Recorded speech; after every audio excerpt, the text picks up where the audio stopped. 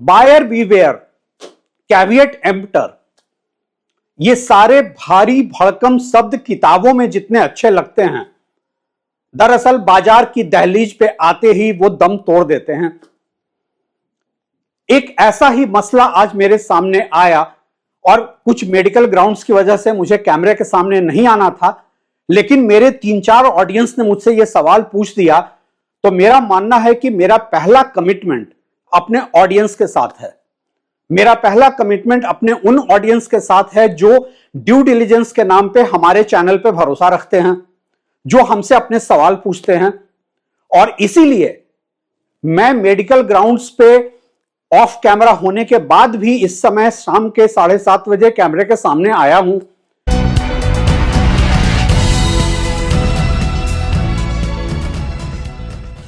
मुझे अपने उन ऑडियंस के इन सवालों का जवाब देना है। मसला है नोएडा के एक बहुत बड़े बिल्डर द्वारा प्री लॉन्च स्कीम में प्रोजेक्ट लॉन्च करने का। अब आप पूछेंगे इसमें नया क्या है?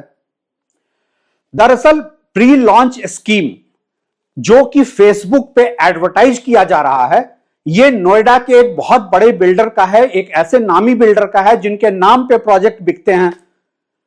पूरी पब्लिक जानती है कि उनका प्रोजेक्ट प्री लॉन्च में 30, 40, 50% सेल होता है और अक्सर वो बिल्डर अपना प्रोजेक्ट का सेल रोक देता है ताकि आगे चलकर पूरा प्रीमियम कमांड करे। यहां पर मैं बिल्डर का नाम नहीं ले रहा हूं, आमतौर पे मैं बिल्डर का नाम लेकर बात करता हूं।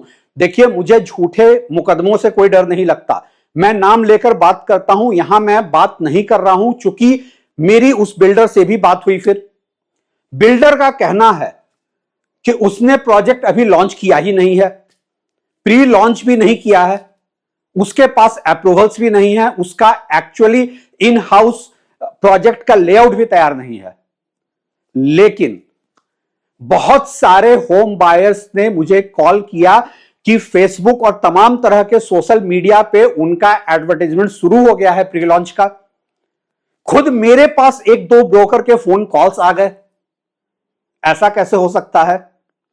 ऐसा इसलिए होता है क्योंकि हम एक ऐसे अनरेगुलेटेड रियल एस्टेट मार्केट में बैठे हैं। और प्लीज मुझसे यह मत कहिएगा रेरा आने के बाद सब कुछ रेगुलेट हो गया है। हम एक ऐसे अनरेगुलेटेड प्रॉपर्टी मार्केट में बैठे हैं जहां ब्रोकर मार्केट को चला रहा है। फेसबुक या दूसरे सोशल मीडिया एडवर्टाइजिंग की कॉस्ट बहुत कम है। कोई 5,000 रुपए से आप बहुत सारा एड लेकर आ जाते हैं। आप जानते हैं कि आपको बायर की साइकोलॉजी के साथ खेलना है। वो प्रोजेक्ट जो अपने नाम पर बिकेगा ही, उसके नाम पे आप एड रन करना शुरू कर देते हैं। एक्चुअल तो सच्चाई तो यह है कि मैं जिस बिल्डर की बात कर रहा हूं वो अपना प्रोजेक्ट प्री लॉन्च में अपने सेलेक्ट इन्वेस्टर को ही बेचता है। ब्रोकर के थ्रू वो उस तरीके से बेचता ही नहीं है। लेकिन ये ब्रोकर फिर इतना पैसा खर्च क्यों कर रहे हैं? क्यों ये ब्रोकर इतने बड़े बड़े ऐड दे रहे हैं और आपको इनवाइट कर रहे हैं कि आप 10,000 रुपए के चेक के साथ अपना एक्सप्रेशन ऑफ इंटरेस्ट दें? दरअसल इसके पीछे एक पूरी कहानी है। कहानी यह है कि ये ब्रोकर्स एक बार आपसे पैसे लेने के बाद मुकर जाएंगे कि उस बिल्डर के यहां आपको अलॉटमेंट नहीं मिला। आप भी जानते हैं एक आम इंडियन के लिए, एनसीआर में रहने वाले एक आम आदमी के लिए इन ब्रोकर से पैसा वसूलना कितना मुश्किल है।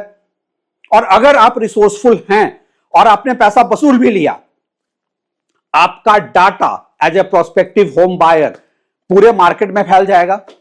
आपका डाटा अलग अलग ब्रोकर और सब ब्रोकर को बेचा जाएगा। यह एक ऐसा कार्टेल चल रहा है कि किसी भी बड़े बिल्डर के नाम पे उसके प्री लॉन्च में कम प्राइस को दिखाकर आप लोगों से पैसा ले लें।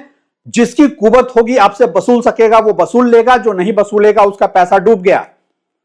और अगर आपने पैसा वसूल भी लिया तो आपका डाटा मार्केट में पूरी तरह से बेच दिया जाएगा।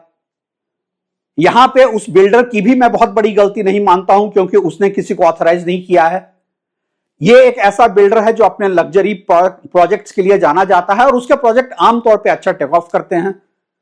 लेकिन मेरे यहां पे कुछ सवाल हैं। कोई भी बिल्डर जिसके नाम पे प्री लॉन्च में चेक उठाया जा रहा है, ओपनली सोशल मीडिया पे एडवर्टाइज किया जा रहा है, वो उस पे एक्शन क्यों नहीं ले रहा है? कोई भी बिल्डर जिसके नाम पे डमी वेबसाइट बनाकर के प्रोजेक्ट में बुकिंग की जा रही है, वो उस पर एक्शन क्यों नहीं ले रहा है? रेरा सीओ मोटो कॉग्निजेंस क्यों नहीं ले रहा है? हमारी जो गवर्नमेंट अथॉरिटीज बैठी हुई हैं, क्या वो गवर्नमेंट अथॉरिटीज सिर्फ लैंड ऑक्शन करने के लिए बैठी हैं?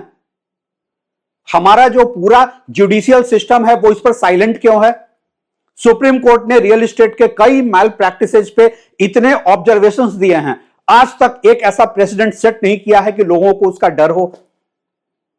इन सारे सवालों का जवाब फिलहाल आपको नहीं मिलेगा, मगर एक बात जो आप लोगों का सवाल मुझसे था कि आपको क्या करना चाहिए, आपको हर ऐसे प्रोजेक्ट से बचना चाहिए। और अगर आप ये मानते हैं कि नहीं ये बहुत अच्छा प्रोजेक्ट है, हो सकता है सही हो, तो कम से कम रेरा की वेबसाइट पर जाकर प्रोजेक्ट की रजिस्ट्रेशन और बेसिक डिटेल्स तो चेक कर लें।